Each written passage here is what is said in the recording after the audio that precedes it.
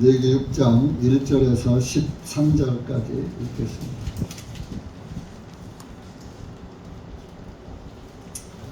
다같이 한 목소리로 읽겠습니다. 시작. 주님께서 모세에게 전하여 말씀하시기를 만일 어떤 혼이 죄를 짓고 주를 거역하여 범죄하되 자기 이웃에게 거짓말을 해서 지켜달라고 넘겨받은 것이나 담보물을 횡령하거나 폭력으로 빼앗거나 자기 이웃을 속였거나 타인의 잃은 물건을 찾고도 그것에 관하여 거짓말을 하고 거짓되이 맹세하거나 어떤 사람이 이 모든 일 중에 하나라도 행하여 그로 인하여 범죄하면 그가 그 범죄에 하여 죄가 있으므로 그는 그가 폭력으로 탈취한 것이든지 속이고 가진 것이든지 지켜달라고 넘겨받은 것이든지 그가 찾은 잃은 것이든지 그가 거짓되이 맹세한 모든 것에 대하여 돌려보내되 그 본래의 물건에 5분의 1을 더하여 돌려줘야 하며 그의 속건제 예물의 날에 그 임자에게 줄지니라. 그는 자기의 속건제 예물을 주께 가져와야 할지니 내가 정한 값으로 양떼에게서 끔없는 소명 한 마리를 속건제 예물을 위하여 제사장에게로 가져올 것이요 제사장이 주 앞에서 그를 위하여 속죄할지니 그리하면 그가 범죄한 모든 것 중에 어떤 것에 대하여서도 그것으로 그가 용서함을 얻으리라 하시니라. 주님께서 모세에게 전하여 말씀하시되 아론과 그의 아들들에게 명령하여 말하라. 이것이 번제 예물의 본이니라. 이것이 번제 예물인 까닭은 아침까지 이르도록 밤새도록 제단 위에서 타기 때문이니 제단의 불이 꺼지지 아니하고 계속하여 타게 할지니라. 제사장은 베옷을 입을 것이며 그의 몸 위에는 개 속옷을 입고 제단 위에서 번제 예물을 불로 사른 그 재를 가져다가 그 제단 옆에 두고 그는 자기의 예복을 벗고 다른 예복을 입고 그 재를 지명바 정결한 곳으로 옮길지니라. 제단 위의 불은 그 안에서 타게 하여 꺼지지 아니하게 할지니 제사장은 내일 아침 그 제단 위에 나무를 피울 것이며 그 나무 위에다 번제 예물을 가지런히 놓고 그 위에 화목제 예물들의 기름을 태울지니 그 불은 제단 위에서 항상 타게 하여 결코 꺼지지 아니하게 할지니라. 기도하시겠습니다. 고맙고 감사하신 하나님 아버지, 참으로 감사와 찬양과 영광을 돌립니다. 주님의 사랑이 아니었더라면 우리가 어찌 오늘 주님의 은혜 가운데 이 한 장소에 모여서 주님의 기록된 말씀을 또 읽고 듣고 보고 또 그 말씀이 하시는 뜻이 무엇인지 어떻게 알 수가 있겠습니까? 주님께서 은혜를 주셔서 기록된 말씀을 깨닫게 하시고 그 말씀이 우리의 생명이 되게 하셔서 영생의 삶을 살게 하시고 하나님의 아들로 자녀로 하나님의 교회로 세워주심을 다시 한번 감사를 드립니다. 여기 고개 숙인 사랑하는 영혼들 말씀을 깨닫게 하시고 그 말씀 안에서 주님을 발견하게 하시고 주님의 은혜 가운데서 한없는 감사와 위로와 영광을 누릴 수 있도록 은혜 베풀어 주시옵소서. 예수님의 이름으로 감사드리며 간절히 기도하옵나이다. 아멘.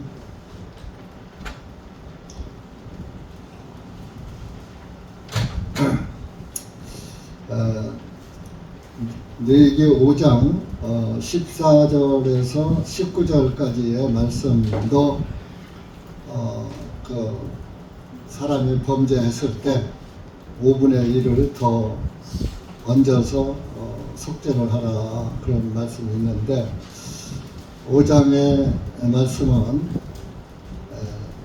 하나님의 성물에 관해서 하나님 성막 안에 있는 그 물건들에 대해서 잘못 한 게 있으면은 거기에다 보상을 할 때 5분의 1을 더해서 해라, 해줘라. 또 오늘 6장 1절에서 7절까지의 말씀 안에서도 5절에 오면 본래의 물건에 5분의 1을 더해서 돌려줘라.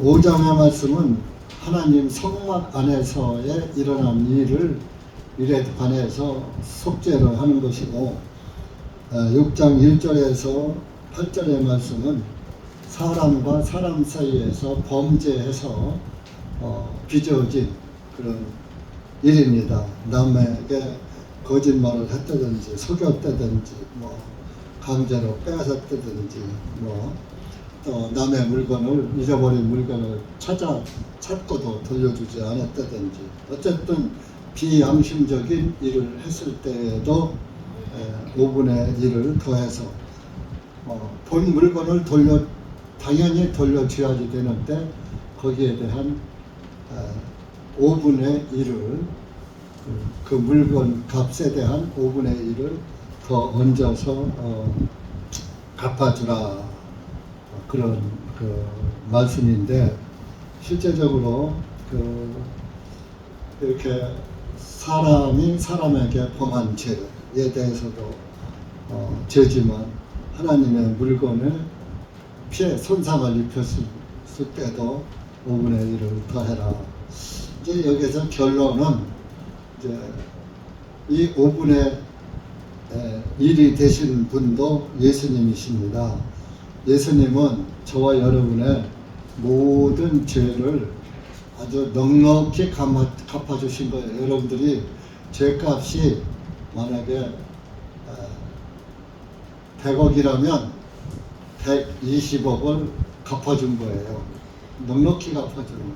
그래서 그런 진리가 담겨져 있고요. 실제적으로 율법적으로도 오늘 6장의 말씀에서는 형제들에게, 같은 민족 이스라엘은 12지파의 아들들이기 때문에 야곱의 자손들이에요. 그러니까 다 형제들 아닙니까?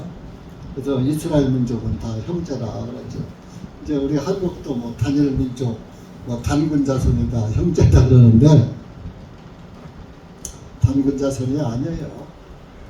다 아담으로부터 아담의 후손으로 내려왔고, 노아 홍수 때 온 이제 세상이 멸망했는데, 거기에서 노아도 그 야곱의 후손으로 있었던 거예요.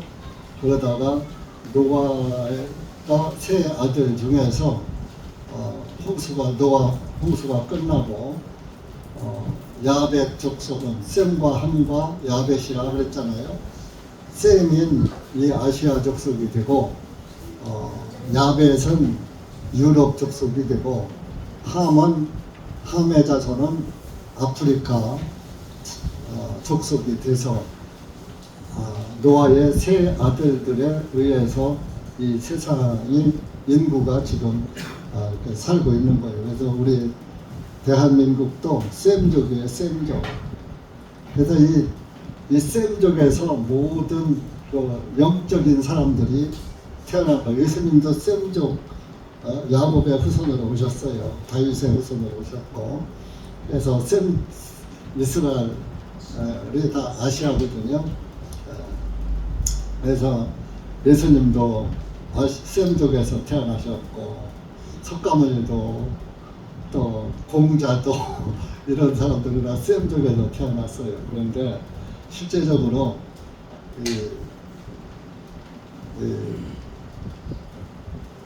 셈의 하나님, 야벳 족속의 하나님. 근데 야벳은 셈의 장막에 거하게 된다, 그런 말이 있어요. 그 셈의 장막이 뭐예요? 셈의 하나님의 집을 말하거든요. 그래서 셈족이신 하나님, 예수님의 은혜를 야벳 족속이 먼저 가져간 거예요. 유럽 족속이.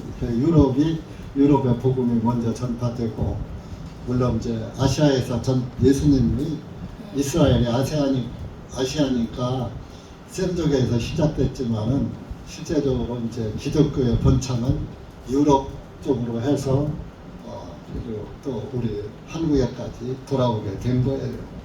그래서 실질적으로 우리 대한민국의 성씨는 다 달라도 실제적으로 다 샘족들입니다. 단군조선 단군 후손이 아니에요. 그 역사는 한국의 역사는 그렇게 돼 있지만은 성경이 참 하나님의 말씀이고 하나님의 천지천조를 하셨고 인간도 다 만드셨지 무슨 뭐 곰이 마늘을 먹고 뭘 먹고 해서 뭐 아들을 낳고 뭐. 그 사실 그 단군 조선의 그 전설을 뒷받침하는 데가 또 공주요. 공주가 옛날에 웅진사관이에요. 웅진이 뭐요? 곰웅자 나루진자예요. 곰나루다. 그래서 지금도 저 공주 거기 가면 곰나루라는 데가 있어요. 고메나루라고 그랬어요. 옛날에 할머니들은 고메나라. 나루를 고메나루 이렇게 곰나루다. 고메나루.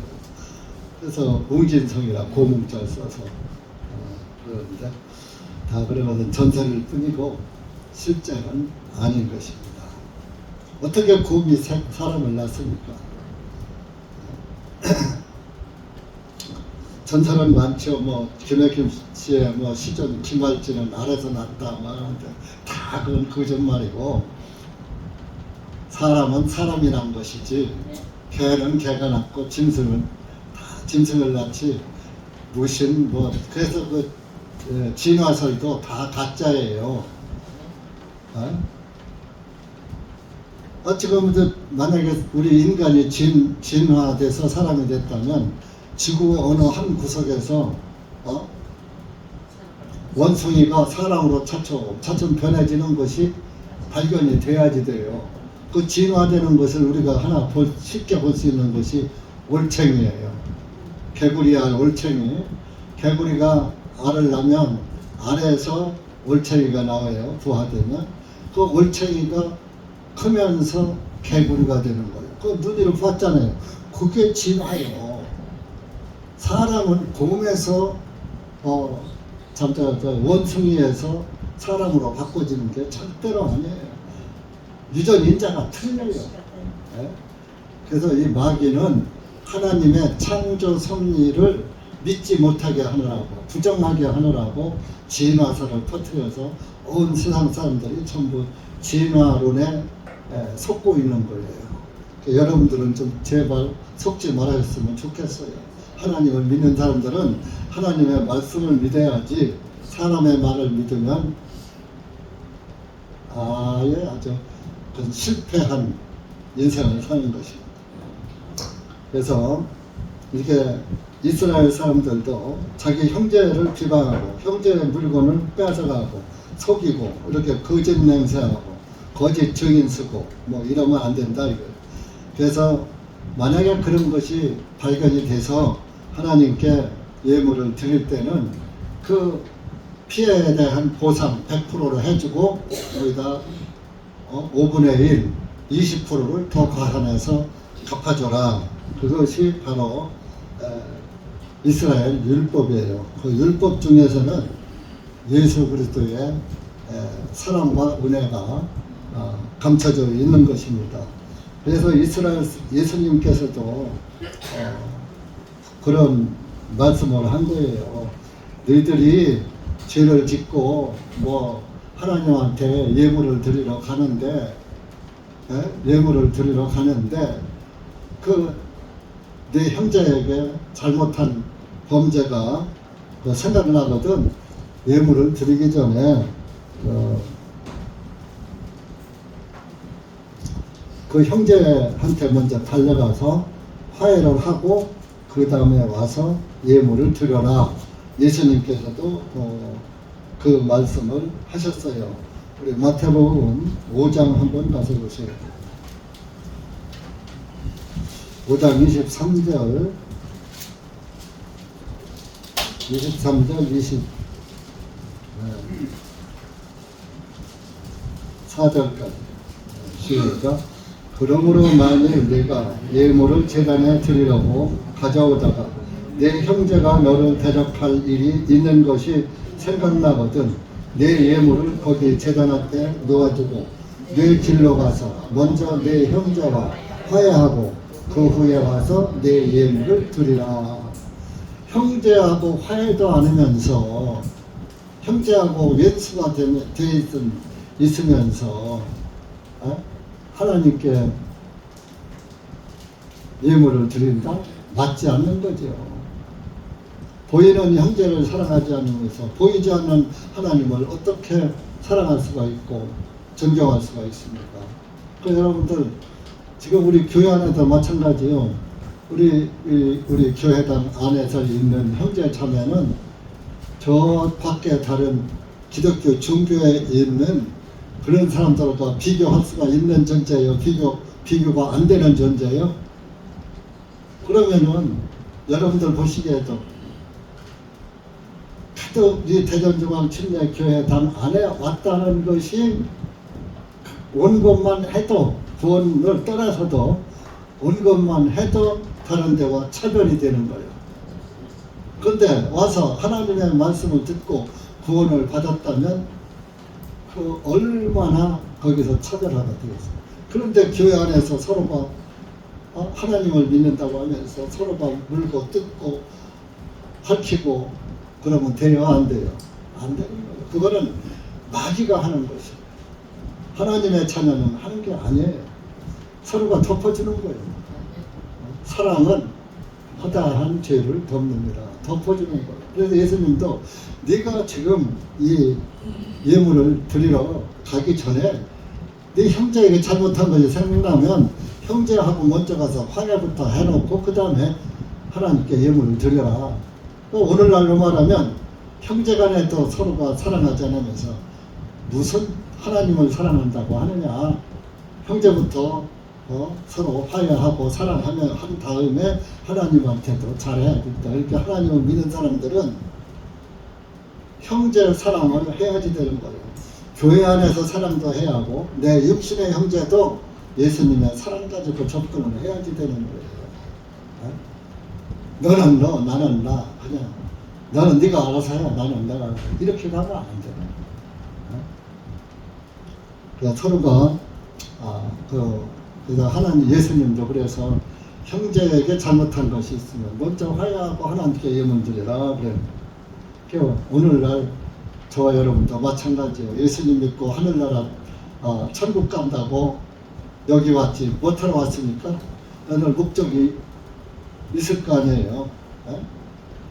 하늘나라를 소망 삼고 왔잖아요. 그 하늘나라 갈 수 있는 것이 예수 그리스도를 믿는 것이잖아요. 예수 그리스도를 믿는 것은 구원을 믿는 것이잖아요. 그 구원을 믿으려면 구원을 알아야지 되잖아요. 나를 구원해준 구원자가 누군지 알아야지 되는 거예요. 그러면 여러분들은 모든 성경은 다 예수님에 관한 말씀이다. 이따도 말씀하시겠다는 말씀이죠. 예수님의 말씀이니까 모든 성경에서는 예수님을 감춰져 있단 말이에요. 무화과가 이스라엘의 국화라 그래요. 그 무화과는 감춰져 있어요. 꽃이 없어요. 근데 꽃이 없이 열매가 맺습니까? 맺을 수 없어요. 꽃이 있어야 예수님이 그렇게 무화과처럼 감춰진 분이에요.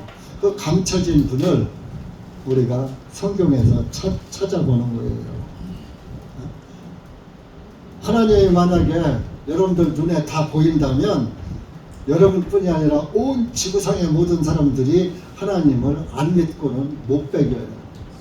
안 믿고 살 방법이 없는데 근데 하나님이 여러분들한테 안 보여주는 것은 여러분들 하나님 보면 죽어요. 왜? 죄인이기 때문에. 일반 백성들은 지성소에 못 들어가요. 지성소에 들어가면 직사해요. 대제사장만 1년에 한 번씩 속죄일날 들어가는 거예요. 들어가는데 그 속죄일에 들어갈 때도 피를 들고 들어가야, 번제단에서 죽은 어린 양의 피를 가지고 들어가야 안 죽어요. 대제사장도 피 없이는 아니하나니 그랬어요. 피 없이 들어가면 대제사장도 죽어요. 피를 앞세워가지고 들어가요.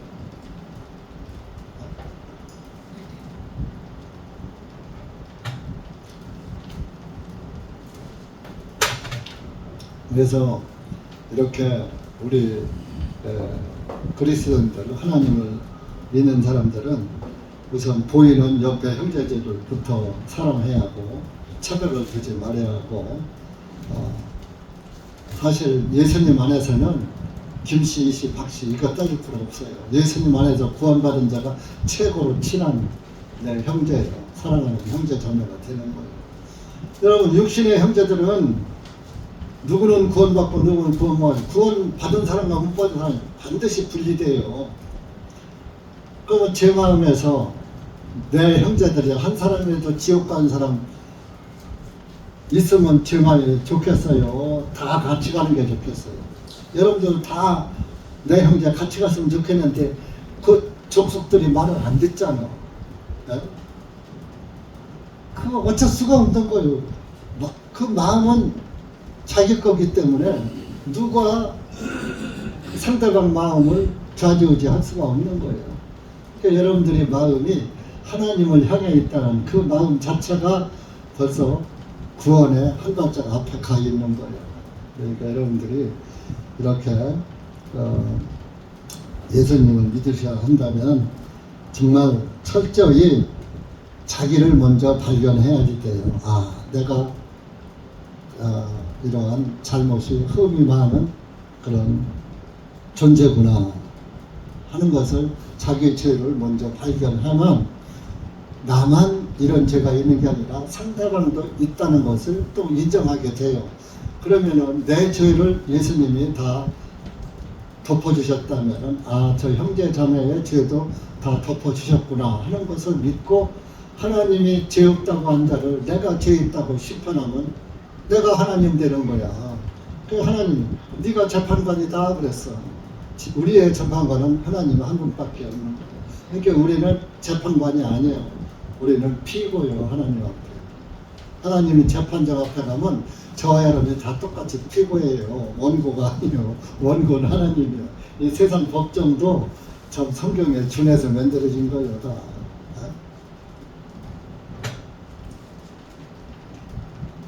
판사가 재판하면 그대로 되는 거 아니에요? 무죄하면 무죄고 유죄하면 유죄 아니에요? 요즘 판사들은 엉터리 판사가 많지만. 그래서 여러분들, 이렇게 우리가 자기 죄를 철저히 깨달았을 때 구약성경에도 본문을 돌려주고 거기다 5분의 1을 더해서 주는데, 실제적으로 5분의 1을 더해 주는 것에만 집념할 게 아니라 철저히 그 회개를 먼저 하고 배상을 해야지 돼요. 그래서 그 삭개오, 누가복음에 가면은 그 삭개오의 그 말이 나오죠. 누가복음 한번 찾아보실래요? 누가복음 그 삭개오는 정말 그 세리장이었어요. 누가복음 19장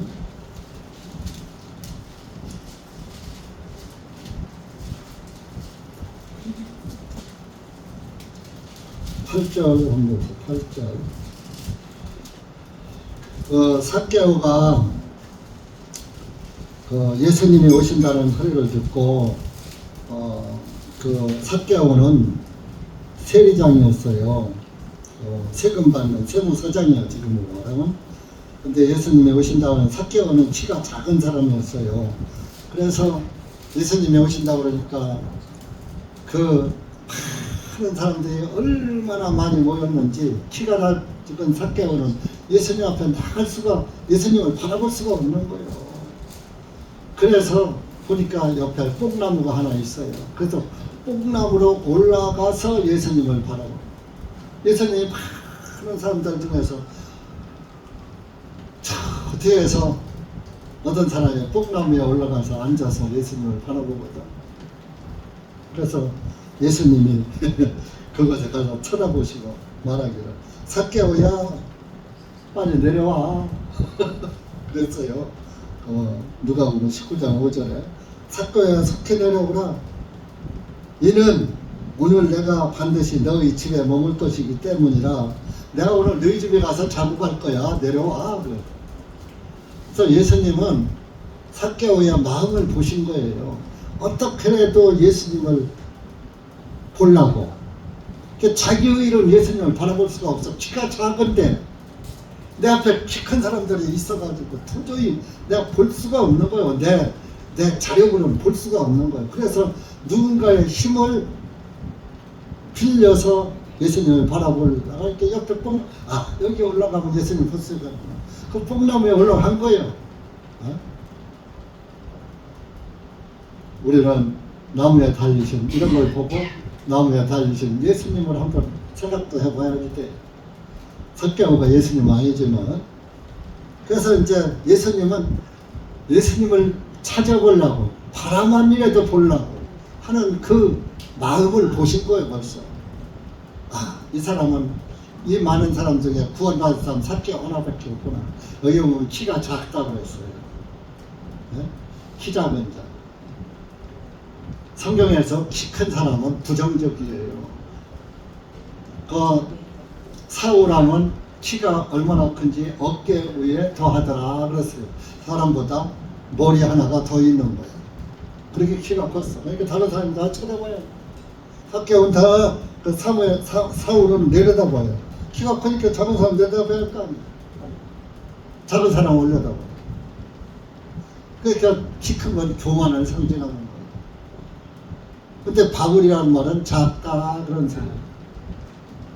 바울도 율법에 있을 때는 자기 이름이 사울이었었어요.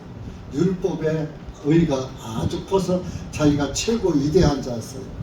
구원을 받고 보니까 아이고 나 구원받기 전에는 내가 제일 잘나고 하나님 앞에 제일 하나님도 잘 믿고 하나님 백성으로서 아주 최고인 줄 알았는데 구원을 받고 보니까 아이고 참 구더기 중에서도 구더기고 더러운 것 중에서도 가장 더러운 진흙이고 가장 쓸모없는 존재들아. 이런 여러분들이 예수님을 깨닫고 보면은 정말 나는 지렁이 같은 구더기 같은 존재구나. 그걸 여러분들이 말로만 하지 말고 자신을 그렇게 여기고 이렇게 무능한 존재를 하나님이 나를 돌아보시고 나를 건져주시고 나를 사랑해서 그분이 생명까지 바치셨다니 이렇게 감사할 때가 어디 있는가. 그렇게 믿어야 돼. 그래서 이렇게 그 8절 9절 한번 읽어보세요. 예수님이 삭개오한테 뭐라고 했어요? 8절 삭개오가 서서 주님께 말씀드리고 보소서 주님 내가 내 자산의 절반을 가난한 자들에게 주겠나이다. 또 만일 내가 누구로부터 부정한 방법으로 빼앗은 것이 있으면 내가 그에게 4배로 갚으리이다 하면 예수님께서 그에게 말씀하시기를 이날 구원이 이 집에 이르렀으니 그도 아브라함의 아들이로다. 이 구원을 받고 예수님을 자기 집으로 영접을 하면서 보니까 그렇게 감사할 수가 없어.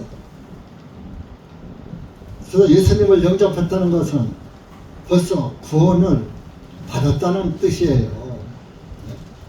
그래서 예수님이 삭개오의 집에 들어갔어요. 삭개오의 집에 들어가니까 삭개오는 율법을 잘 아는 사람이에요. 알기 때문에 오늘 우리가 내일기에 말씀을 기억을 하는 거예요. 그러니까 그러니까 나는 누구의 재물을 불법으로 빼앗은 적이 없습니다. 만일 있다면은 4배로 갚겠습니다. 아까 성경에서는 4배가 아니라 5분의 1이야. 그러면 그저 5분의 1만 성경에는 갚으라고 했는데 저는 4배, 5분의 1에 4배를 갚겠다. 그런 말이에요. 그래서 그것을 예수님은 그런 말을 하는 것은 삭개오가 자기의 죄를 예수님 앞에 진정으로 뉘우치고 깨닫고 고백한, 진심을 고백한 것이 증명이 되는 거예요. 그러니까 하나님은 여러분들의 마음에서 예수님을 향해서 먹는 그 믿음의 마음이 어떤가에 따라서 예수님이 여러분들 안에 들어가시는 거예요. 그래서 이 말을 듣고 9절에 예수님께서 즉시 대답을 하시는 거예요. 아까 삭개오의 집에서 쉬어간다고 그랬지 구원이란 말은 안 했거든요. 근데 삭개오가 하는 말을 보니까 이건 구원받을 가치가 있는 그릇이 되는 사람이야. 그래서 9절에 예수님께서 그에게 말씀하는, 이날 구원이 이 집에 이르러, 이날 내가 너희 집에 이제 들어가, 오늘 구원이 내 집에 이르렀다. 예수님 자신이 구원 아니에요. 예수님이 삭개오의 집에 들어가셨잖아요. 이르렀도다. 그러니까 하나님은 자기에게 진정 자기의 죄를 자백하고, 진정으로 자백해야지 형식적으로 하는 거 하나님 다 아셔요. 말로만, 입으로만 날름대는 거 다 아셔요. 진정 한마디를 하더라도 마음에서 우러나는 진심, 진정을 가지고 하나님께 고백하는 기도를, 하나님은 말을 많이 하는 기도보다 진정으로 하는 기도를 사랑하시는 거예요. 그래서 이렇게 5배의 일을 갚아주는 것은 예수님의 그림자, 복음의 사랑의 그림자이기도 하지만은, 여러분들 이렇게 또 우리 죄인들 입장에서도 하나님께 나아갈 때는 정말 삭개오처럼 진정으로 말만 하고 안 갚아주면 안 돼요. 사배로 도적질 한 게 있으면 사배로 감자주세요. 사배로 갔다가 진짜 실행에 옮겨야지 되는 거예요.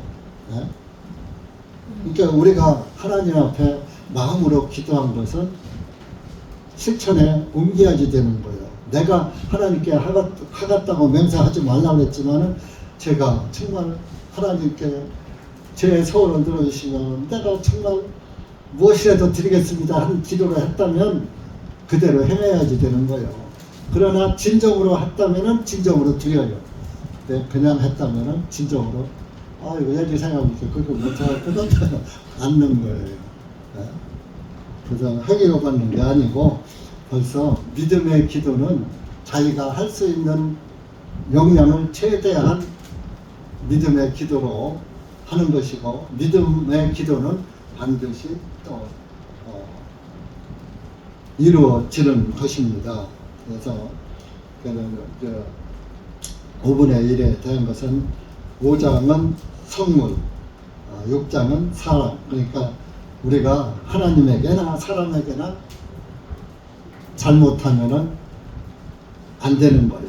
그런데 잘못했을 때는 반드시 속죄제 예물을 드려야지 된다. 그런 말씀을 드리고, 우리가 사실 하나님에게나 사람에게나 죄 짓고 살아요? 안 짓고 살아요? 그렇게 우리는 삭개오처럼 4배를 갚아야지 돼. 그런데 예수님이 5분의 1을 더 갚아주셨으니까 충분히 갚아주셨어요. 그러니까 여러분들은 나도 4배를 갚아야지 하고 더 지퍼나다 갚지 말고, 예수님께서 4배로 갚아주셨다고 믿으시고 예수님께 감사하시길 바랍니다. 그래서 이제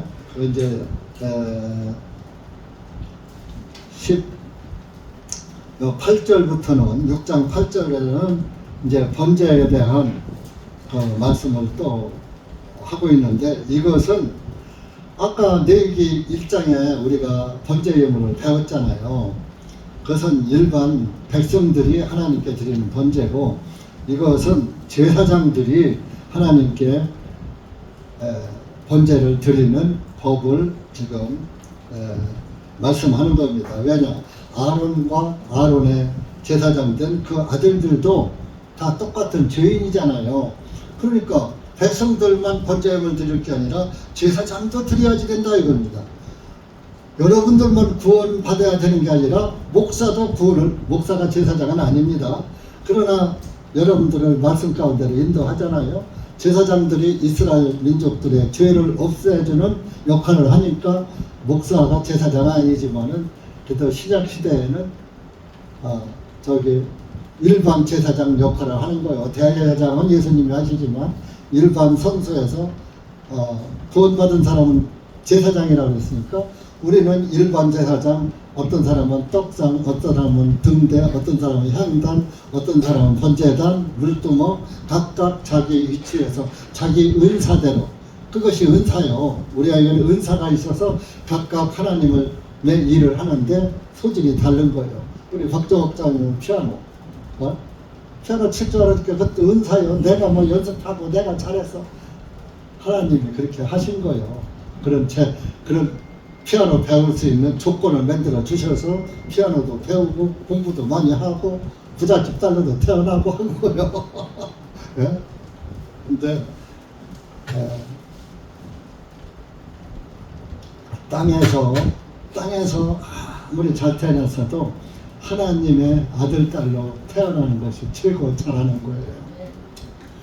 땅에서 태어난 것은 좌우지간, 저주받은 인간이 저주받은 인간을 낳은 것이에요. 그러니까 여러분들이 예수님이 꼭 필요하죠.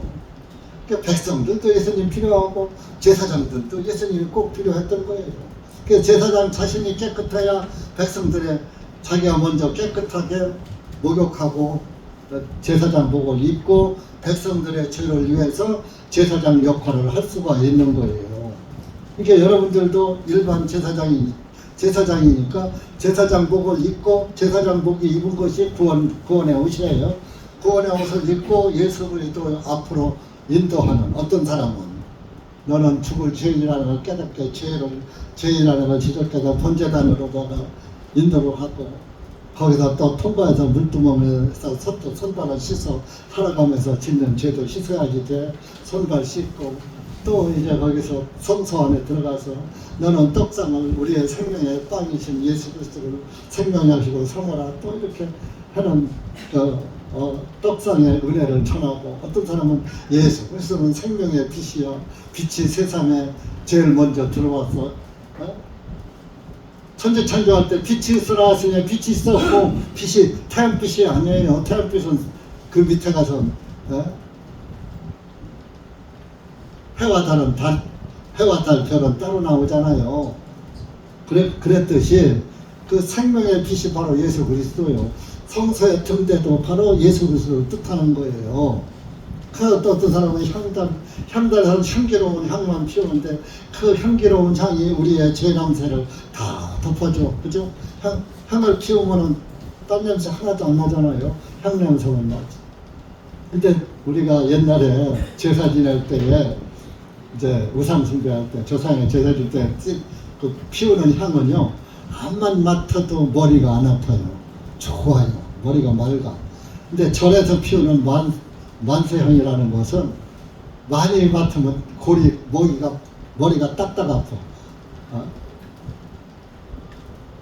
그거는 사람이 만든 향이니까 그런 거예요. 진짜 이 향나무 향은 하나님이 만든 향나무. 거기서 해서 태우면 아주 향긋하고 좋아요. 머리가 맑아져요. 그런데 그 번제 향단의 향은 하나님께서 지시한 대로 만든 향이에요. 그렇기 때문에 그것도 하나님의 법대로 만든 향 냄새를 맡아요. 그 향도 예수 그리스도를 상징하는 거예요. 예수 그리스도께서 저와 여러분의 죄의 냄새를 하나님이 맡으시 못하시고 예수님께서 드리신 피의 예물을 향기롭게 받으셨고 번제 예물을 향기롭게 받으셨고 그래서 예수님이 우리의 향기예요.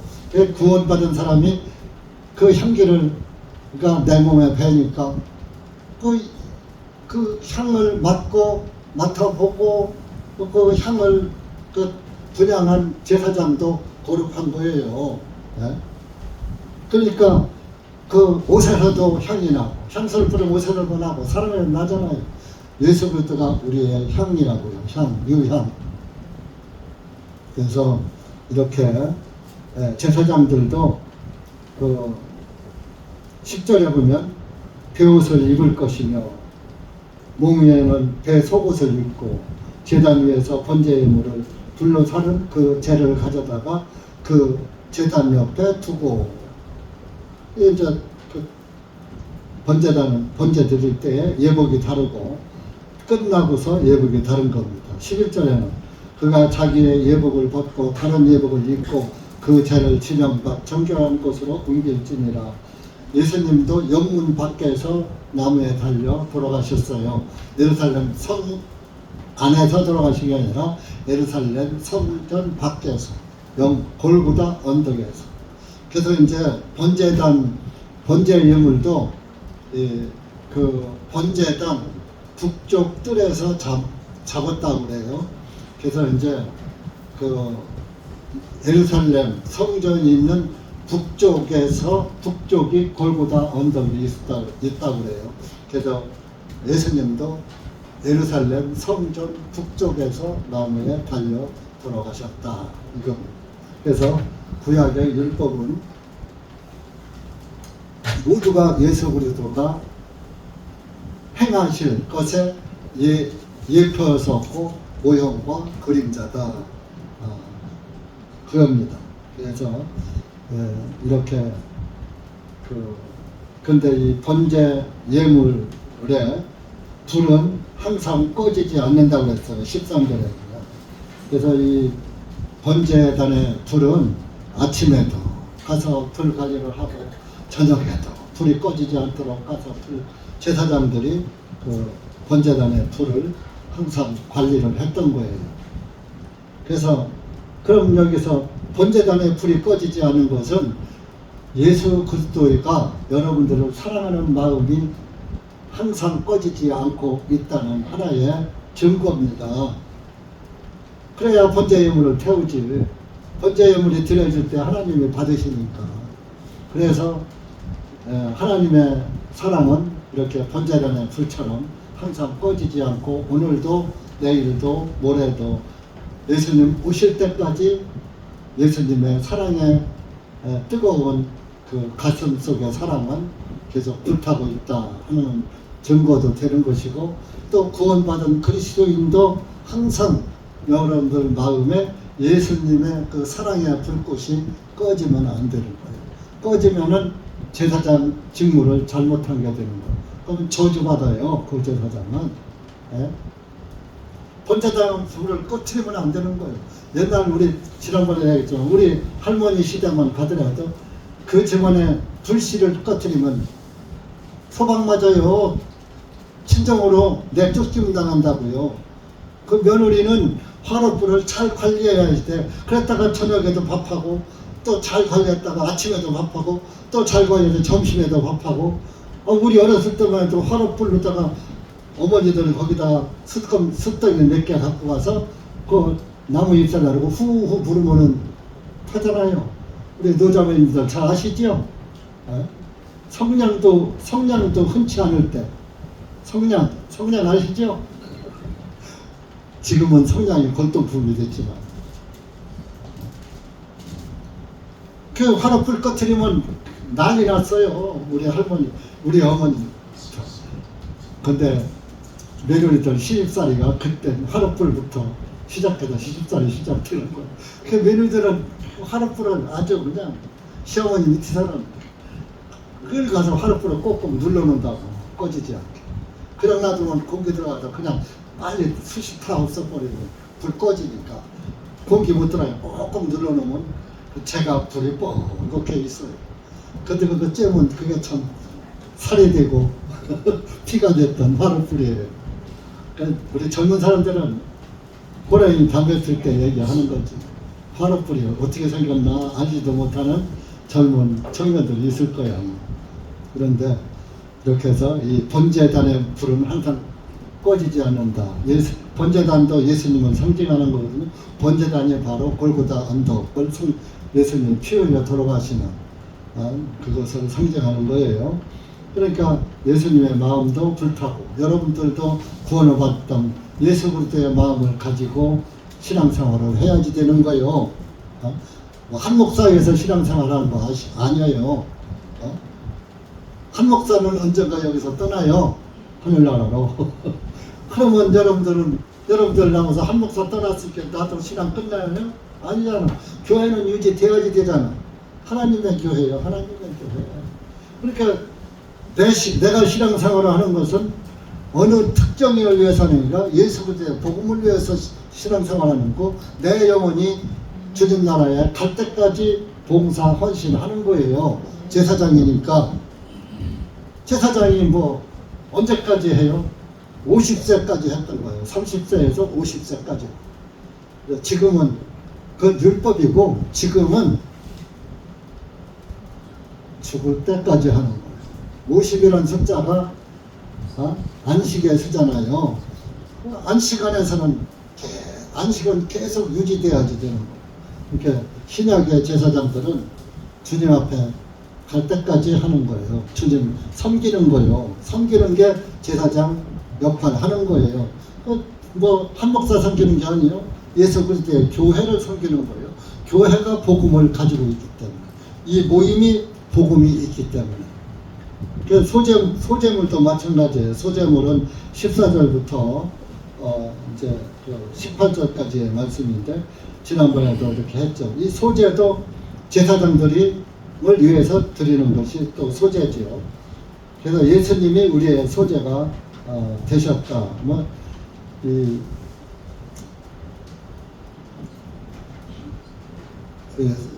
진리에 관한 말씀은 참 많아요. 번제도 하나님이 없고 소재에 대해서도 하는데, 소재물은 고운 가루를 이제 한 에바를 가져오라 그랬죠. 그런데 그것을 한 오매를 가지고 오지요. 고운 가루를. 그래서 한 대 두 홉이라고 했죠. 거기서 한 줌만 소재물로 드린다고 했어요. 근데 소재물을 드릴 때에는 향기로운 유향을 거기다가 뿌려야지 돼요. 그런데 16절에 보니까 누룩 없는 빵이야지 돼요. 절대 소재물에는 17절에 누룩을 넣어서 구워서는 아니 되나니 그랬어요. 그러니까 소재물에 이 소재물을 이제 무교병이라고도 해요. 누룩 없는 빵, 떡이라고 하는데, 진짜 그 무교병이라는 걸 이스라엘 가서 먹어보니까 맛 되게 없어요. 뭐냐요? 밀가루를 그냥 아무것도 안 넣고 반죽해갖고 석쇠에다 구운 거야. 맛이 하나도 없어요. 예수 그리스도는 세상 맛은 하나도 없는 분이에요. 예수님은. 그런데 세상 맛은 없지만 여러분들이 구원을 맛보면 예수님의 맛이 꿀맛 같아요. 이제 꿀맛 같으다가 이스라엘 사람들은 그 꿀맛 같으다가 기름 섞인 과자 같으다가 나중에 먹기 싫어 그랬죠. 먹기 싫어하는 사람은 죽었어요. 다. 맞아요? 그러니까 하나님의 말씀은 항상 꿀맛같이 들려오는 사람이 최고 복 있는 사람이에요. 네? 하나님의 말씀이 나한테 안 들어온다. 그 사람은 예수님이 하찮은 식물이 된 거예요. 먹기 싫어. 그 얘기가 날마다 내 얘기 1장에서 6장까지 다 예수님 얘기네. 아무것도 없네. 내가 소망하고 온 것은 이게 아닌데, 그런 건 안 되는 거예요. 구원을 받고 나면 구원 안에 모든 것이 다 들어있어요. 네? 온 천하를 얻고도 내 영혼을 잃으면 무슨 유익이 있겠느냐 그랬잖아요. 온 천하보다 귀한 것이 구원이에요.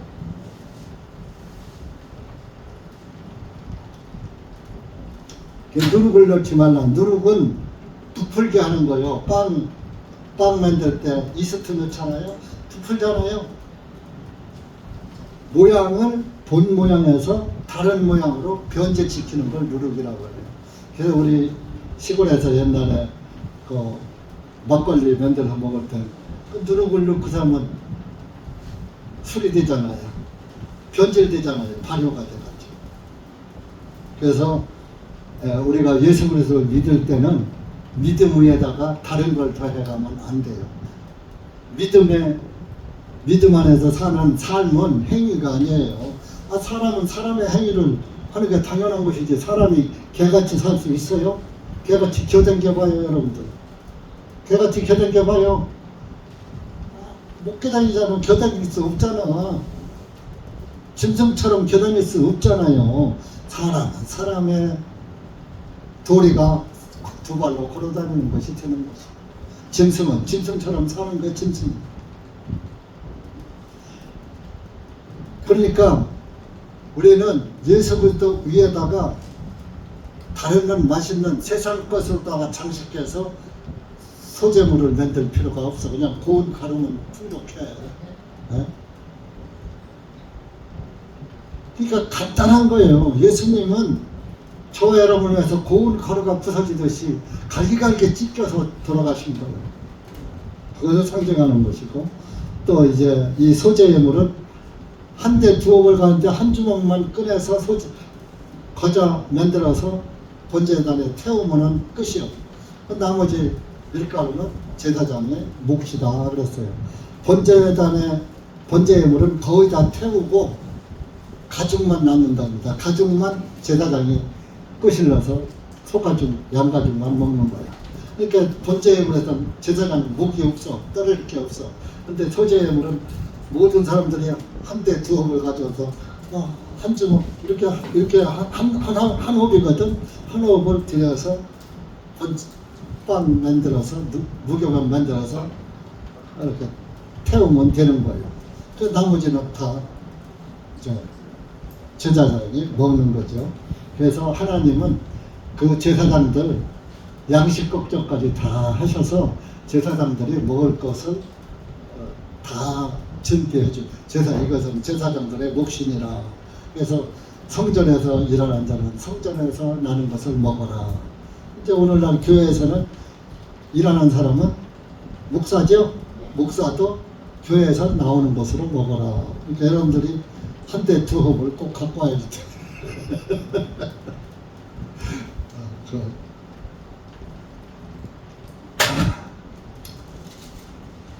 그래서 그거에 대한 일이 누룩을 절대 넣지 말아라 하는 것이 성경에 많이 나와 있어요. 마태복음 16장 합니다.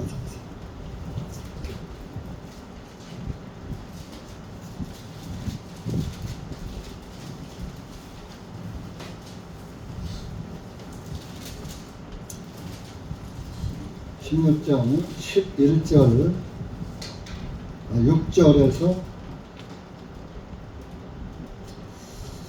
6절에서 11절까지 12절까지 시작.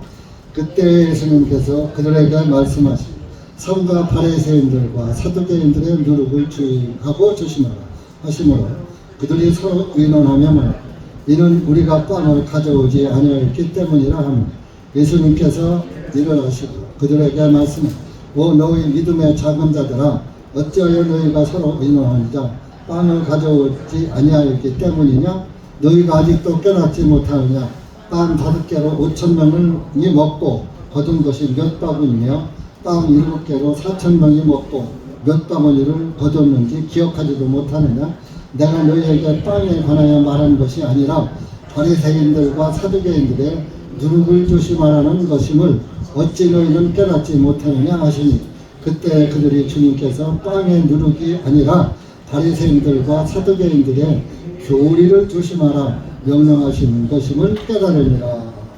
그러니까 누룩을 넣지 말라. 이게 누룩은 바리새인들과 사두개인들의 누룩이라. 그 누룩이 빵 굽는 데 누룩이 아니라 잘못된 교훈을 말하는 거예요. 바리새인은 율법을 잘 지키는 사람을 바리새인이라고 하고 사두개인은 죽으면 그만이지 무슨 부활이 있어 뭐 이렇게 말하는 게 사두개인들이에요. 이런 잘못된 교리를 너희들은 조심하라 그런 얘기입니다. 우리가 율법 다 지킬 수 있어요? 바리새인들 율법을 다 지켜야 된다고 한단 말이에요. 율법 다 못 지켜요 우리는. 그렇게 잘못된 교훈이죠. 율법으로는 로마서 죄를 깨달음이라 그랬잖아요. 로마서 3장. 율법으로는 죄를 깨닫기 위해서 주신 거예요. 그래서 그들의 12절에 사두개인들의 교리를 조심하라 하는 것을 제자들이 깨달았다. 그러니까 오늘날 교회의 누룩 잘못된 거. 여러분들 기독교에 누룩이 얼마나 많은지 다른 모임에서는 기독교의 누룩에 대해서 잘 몰라요. 제일 큰 누룩이 세대주의 누룩이에요. 7년 대환란선. 온 대한민국의 기독교들이 7년 대환선을 다 믿고 있어요. 70주 71회 해서 구원을 받지 못하면 70주가 안 풀리는 거예요. 70주가 안 이루어졌으면 아직 우리는 구원을 못 받은 것이에요. 후일에 예수님이 구원 이룰 것을 보고 아브라함처럼 믿어야지 되는 거예요. 우리는 이루어진 복음을, 구원을 지금 우리가 성경을 통해서 확실하게 보고 지금 이루어진 구원을 믿는 거예요.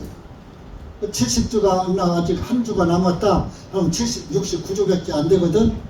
그러면은 아직 우리는 구원을 미래에 있는 것이지 현재형이 아니에요. 구원은 우리에게는 현재형이에요. 현재 구원이 우리에게 이루어진 거예요. 구원받은 사람은. 그러니까 여러분들 누룩이 바리새인 서기관의 그 세상 잘못된 유전과 전통의 누룩이 얼마나 무서운지. 누룩은 변질시키는 거예요. 변질.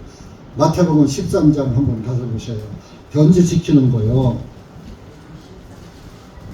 마태복음 13장 13절.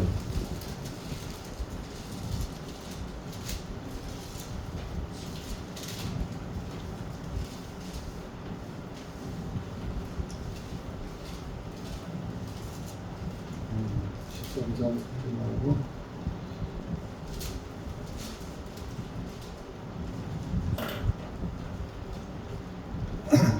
33절 한번 시간 관계상 33절 시작. 주님께서 그들에게 또 다른 비유로 말씀하시되 하늘의 왕국은 어떤 여자가 가져다가 굵은 가루 쇠통 속에 숨겨 넣어 전부를 부풀게 한 누룩과 같으니라 하시니라. 이게 뭔 소리입니까? 하늘 왕국은 어떤 여자가 누룩을 가져다가 굵은 가루 쇠통 속에 숨겨 넣어 전부 부풀게 한 누룩과 같으다 그랬어요. 이건 하나님 나라, 하늘나라는 이렇게 굵은 가루 쇠통 속에 숨겨 넣어서 부풀게 한 누룩과 같으다. 그것은 이 굵은 누룩을 만들 때는요, 굵은 가루로 누룩을 만드는 거예요. 옛날에 보면 밀을 맷돌로 갈아요. 한번 드르륵 갈아가지고 그 이제 반만 깨진 거예요. 그거를 갖다가 거기다가 누룩을 넣고 이제 누룩을 이제 틀에다 넣고 그것을 밟아서 딱딱하게 해서 발효시켜서 누룩을 만들거든요. 그 이제 그 하얀 그 쌀하고 쌀 꼬실꼬실하게 아주 되게 숯밥이라고 했어요. 일단 숯밥을 만들어가지고 거기다가 누룩을 섞어서 이제 꽉꽉 눌러서 이렇게 틀에다가 만들어 놓으면 누룩이 돼요. 발효가 되면서. 변하는 거예요. 밥풀로 있던 밥이 또 밀가루에 있던 밀가루가 누룩이 돼갖고서 그 술 항아리에다가 술밥 넣고 누룩 넣고 물 붓고 이제 아구리를 덮고 이불로 푹 뒤집어 씌워서 투누하게 며칠 놔두면 술이 부글부글 해서 막걸리가 나오거든요. 완전히 처음 상태하고 술이 됐을 때의 상태하고 완전히 상태가 바뀌어져 있는 거예요. 변질되어 있는 거예요. 상태가 바뀌어져 있어. 그걸 누룩이라고 해요. 누룩은 현 상태에서 다른 상태로 바꿔놓게 하는 걸 누룩이라고 해요. 그러니까 우리가 하늘 왕국을 선물로 받았어. 구원을 받았단 말이요. 그러면은 그 가루소만 속에다가 누룩을 넣어서 부풀게 한 어떤 여자와 같으다. 어떤 여자는 누룩을 갖다가 변질시키는 누룩을 갖다가 집어넣어서 다른 걸로다가 이렇게 변질시키듯이 하나님 왕국을 받은 사람들은 죄인을 구원시켜서 죄인을 변화시킨다 이런 얘기예요. 그러니까 구원을 하나님 왕국을 들어간 사람들은 자기만 하나님 왕국에 들어가는 것이 아니라 딴 사람도 변화시킨다 이거야. 전도를 해서. 한마디로 저도 옛날에는 하나님을 안 믿던 사람이고 예수님 안 믿던 사람인데 지금은 이제 여러분들 앞에서 서서 예수님을 믿어야 된다고 강조 하잖아요. 성경을 찾아서 알려주면서 옛날 모습하고는 완전히 바뀌었잖아요.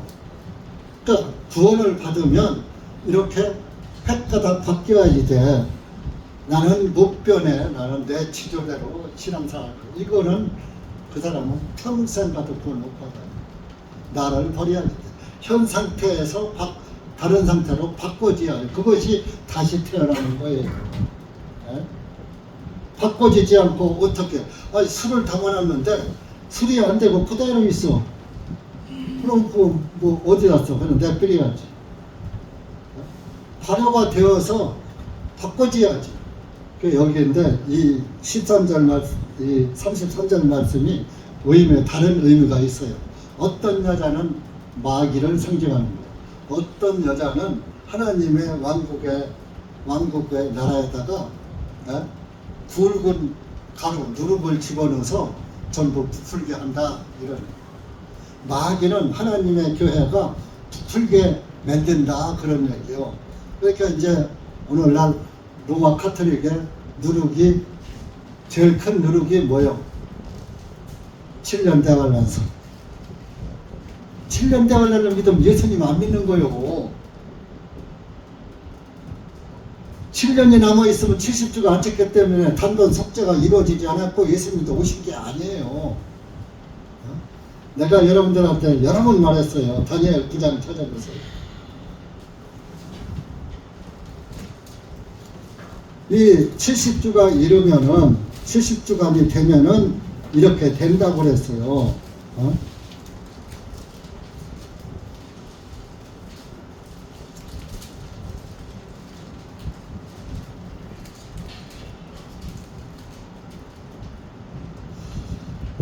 다니엘 9장 먼저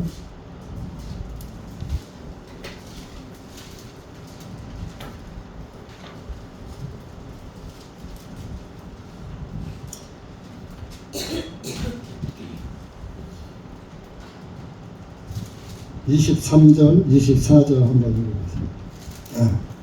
시작. 내가 간거리를 드리기 시작할 때 명령이 나왔으므로 내가 너희에게 보여주려고 하니 이는 네가 크게 사랑을 받은 자이기 때문이라. 그러므로 너는 이 일을 깨닫고 이 환상을 깊이 생각할지니라. 너희 백성과 너희 거룩한 성읍에 70주간들이 정해졌나니 이것은 허물을 끝내고 죄들을 정결짓고 죄악에 대하여 화목을 이루고 영원한 의를 가져오며 그 환상과 예언을 봉인하고 또 지극히 거룩하신 분에게 기름 부으심이 임하리라. 24절에 거룩한 성읍 이스라엘의 말이에요. 예루살렘에 70주간들이 정해졌다. 70주간이면은 한 주간이 7일이잖아요. 7일이 70번, 70주간. 근데 성경의 법칙에는 1일은 1년이니라 하는 것이 민수기에 나오고 그래요. 그래서 그러면 7일 10주간이면 날짜로 7, 7, 49, 49일이에요. 그러면 희년은 50년에 한 번씩 오는 게 대희년이라고 그래요. 대희년이 되면은 모든 빚을 다 탕감해 주는 거예요. 내가 만약에 여러분들한테 빚을 줬으면 49년이야. 올해 와서 나 10억만 빌려줘 하고서 빌려줬단 말이에요. 근데 내년이가 신년이요 70주가 끝나는 이제 50년이 되는 해란 말이에요. 그걸 올해 10억을 갚아야 해요. 근데 내가 부지런히 갚다가 한 7억은 갚았어. 3억을 못 갚았어.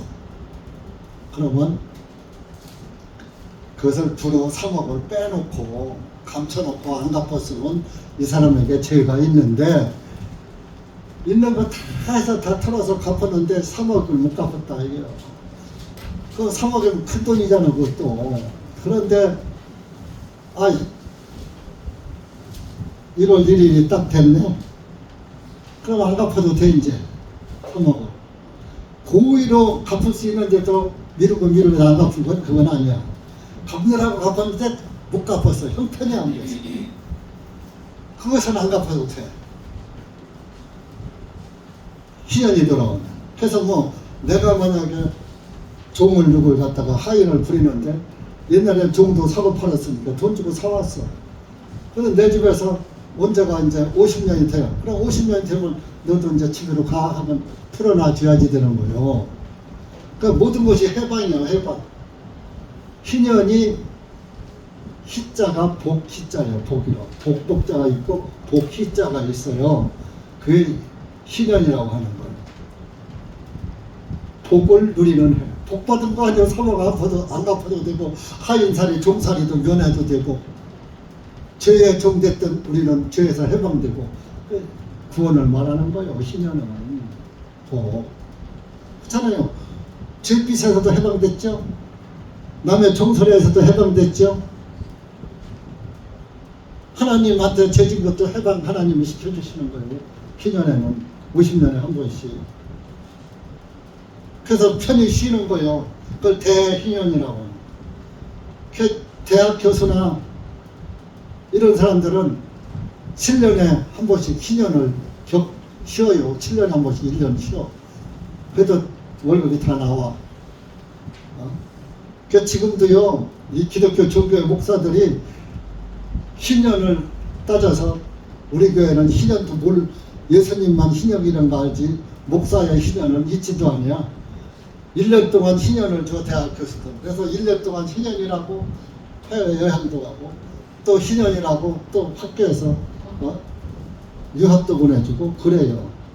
일반 큰 교회 목사들은 희년이 돌아오면은 7년에 한 번씩 희년이라고 쉬어요. 안식년이라고. 안식일 7번이 대희년인데 큰 안식일이잖아요. 여러분들 나 언제 휴가 줄 거예요?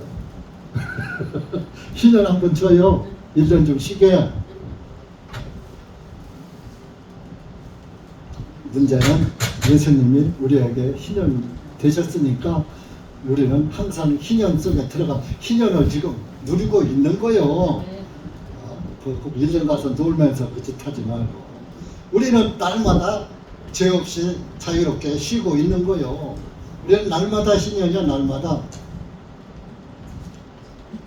자, 여기 24절 보면 70주간들이 정해졌는지, 이것은 70주가 되면은 정해졌단 말이에요. 70주년 되면은 이것은 허물을 끝내고, 자, 우리 허물 끝났죠?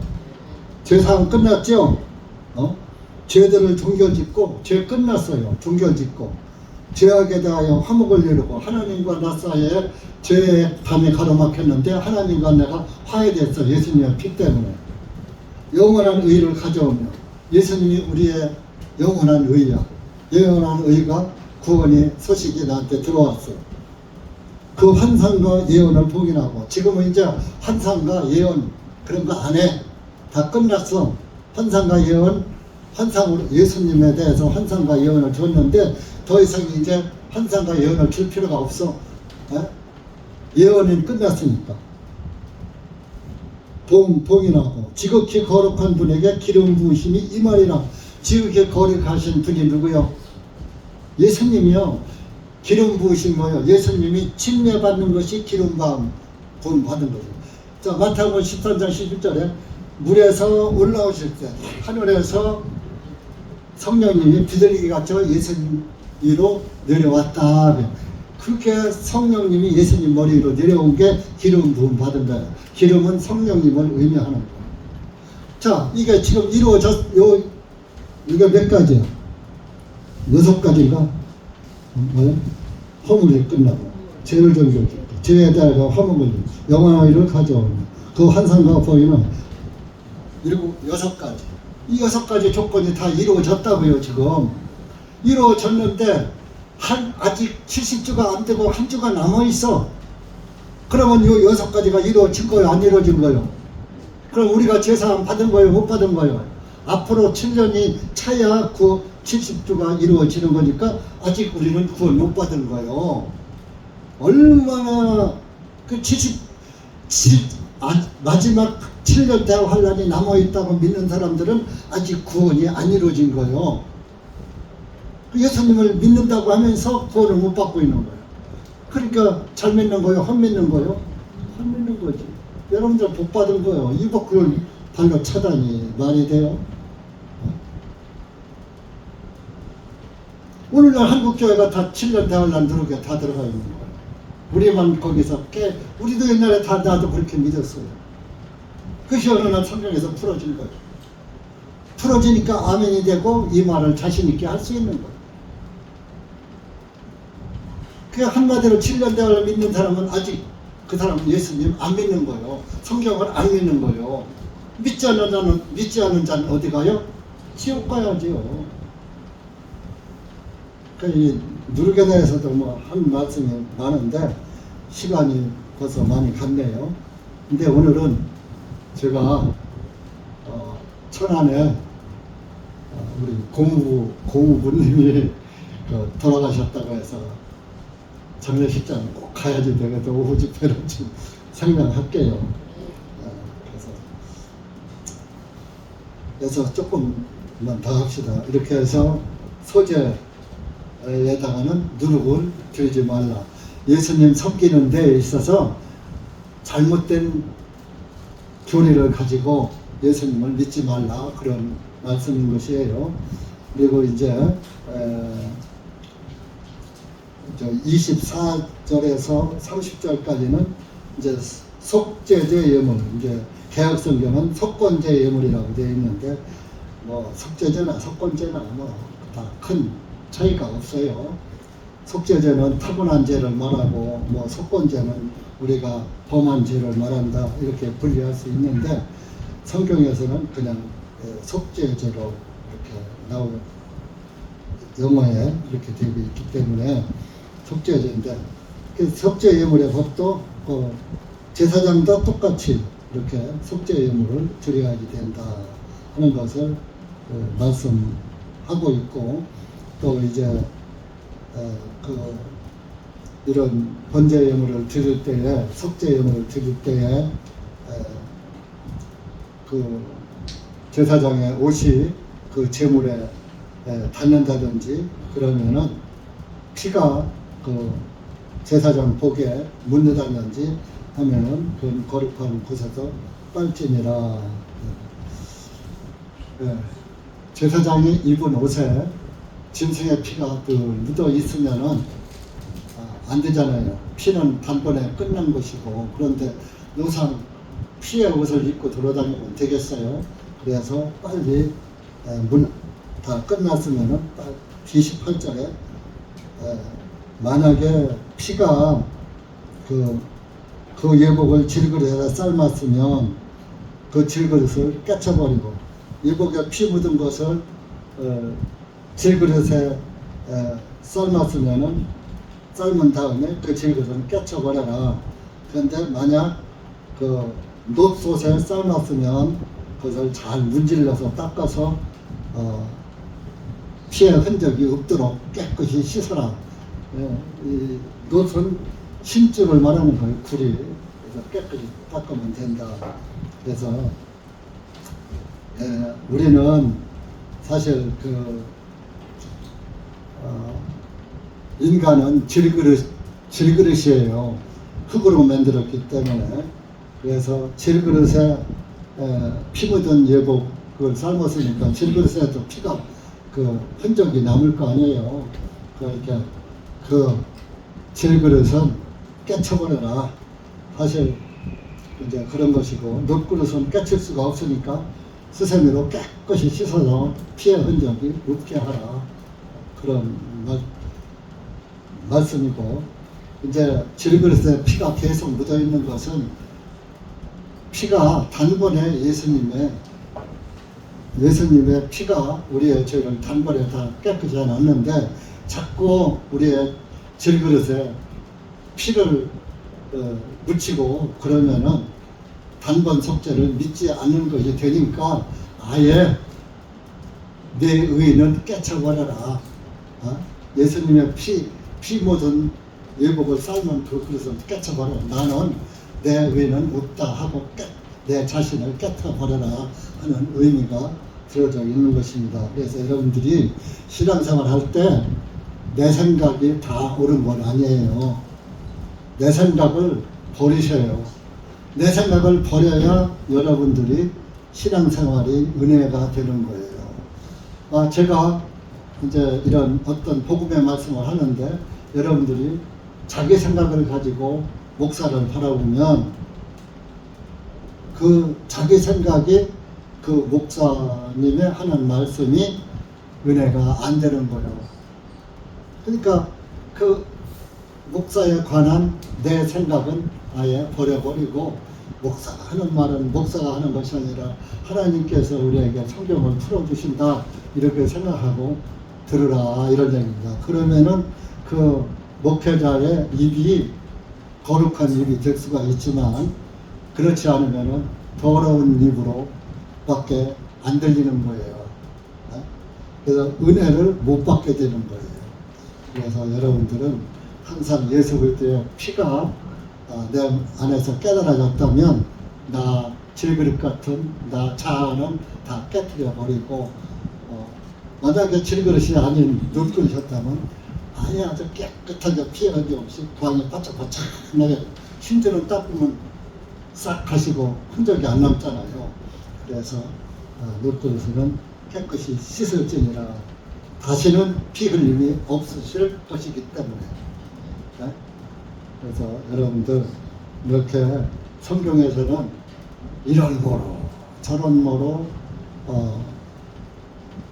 목회자나 여러분들이나 이스라엘 백성이나 이스라엘 제사장들이나 모두가 구원받는 진리가 성경에 자세히 서민에서 왕에 이르기까지 제사장에 이르기까지 다 기록이 됐다는 것은 얼마나 감사합니까?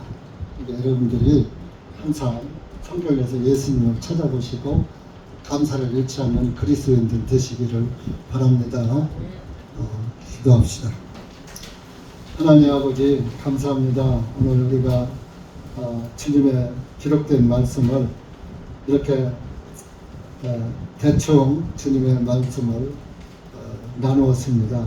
이 말씀이 이 미련한 종이 주님의 말씀을 제대로 전했는지 못했는지 주님께서는 아실 줄 믿사오니 주님께서 잘못된 부분이 있다면 또 바로잡을 수 있는 깨달음을 주시고 올바른 말씀을 전했다면 주님께 감사와 영광을 돌리는 귀한 시간 되게 해 주시옵기를 간절히 원하오며, 여기 고개 숙인 사랑하는 우리 형제 자매님들 모두가 주님 나라에서 주님의 영광에 참여하고 주님의 은혜에 참여한 자들이 되고 하나님 나라의 소망을 삼고 오직 주님만 바라보고 세상을 이기며 주님의 인도를 받을 수 있도록 은혜 베풀어 주시옵기를 간절히 원하옵고, 여기 고개 숙인 사랑하는 우리 형제자매들 위해 예수 그리스도의 구원의 은혜와 찬양이